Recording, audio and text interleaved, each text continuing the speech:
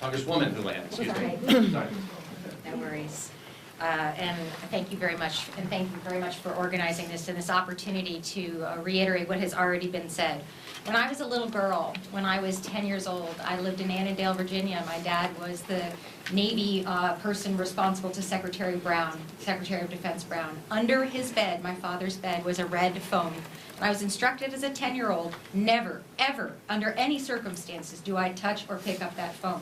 Because that was the way that they were able to communicate back in 1970, whatever, to make sure that they could have conversations, active conversations. Fast forward to the 80s, when I was an active duty lieutenant myself, and spent the bulk of my career in a skiff, having learned all of the different ways that you manage classified information and don't manage classified information. If I had done this as a junior officer, I would have absolutely marched myself into my colonel's office and resigned on the spot. In addition, I would have expected to be sent to jail.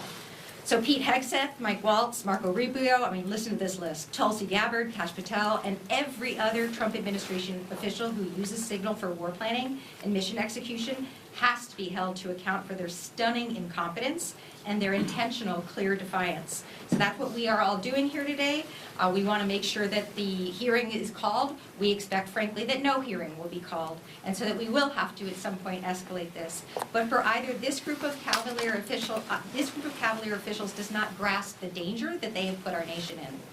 If they don't grasp that, they just don't care. So either way, whether they care or don't care, know or don't understand, this is a colossal screw-up, and they need to be accountable for that. So the issue for the administration is not to address, we talked about some red herrings, how a reporter got added to a Signal chat. That's a complete red herring. Although the gaslighting currently underway from the President and the National Security Council and themselves, that's what they're trying to fool you with. I can tell you exactly what happened. We all use Signal. Accidentally, Mike White typed in somebody's name and he got added to the chat. And the rest is, as they say, history. And it's history because we now have the receipts. We can now, thanks to the Atlantic's reporter, have the magic of screenshots. And so if we're being told that there is nothing to see here and that none of this is classified and that no information was shared on an unsecured or unapproved communication platform that was classified, then that's just fine.